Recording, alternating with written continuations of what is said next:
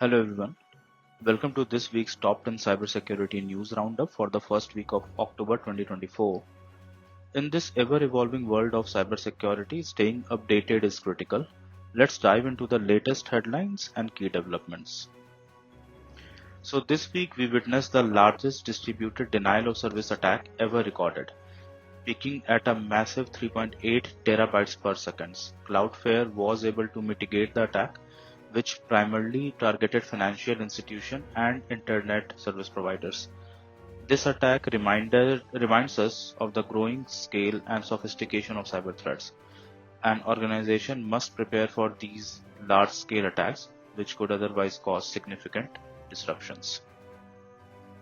The next news is coming from Meta. Meta faced a substantial $101 million fine this week after it was discovered that they stored hundreds of millions of user passwords in plain text.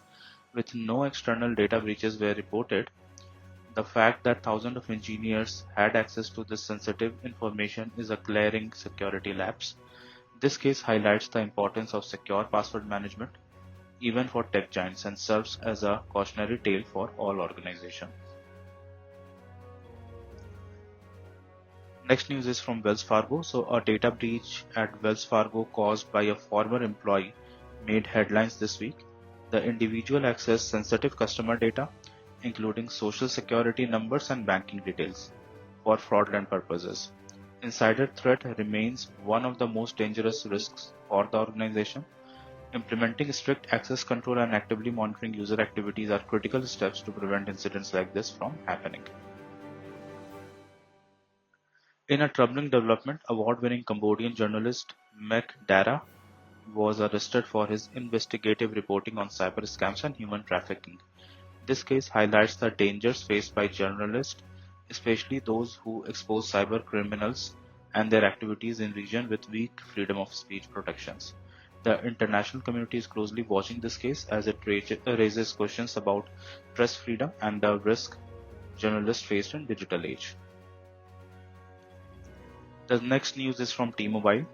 So T-Mobile reached a $31.5 million settlement this week after experiencing multiple data breaches over the past few years, affecting tens of millions of customers. This settlement emphasizes the financial and reputational consequences of data breaches. It also serves as a reminder that organizations must invest in strengthening their cybersecurity frameworks to avoid being vulnerable to such attacks in the future. The next news is related to Microsoft. So Microsoft has made headlines by announcing that it will begin compensating publishers for the content used in its AI models. This move addresses growing concerns about intellectual property in the age of AI, ensuring that content creators are fairly compensated for their work. As AI continues to play a larger role in content generation, this decision marks an important step in protecting the rights of content owners.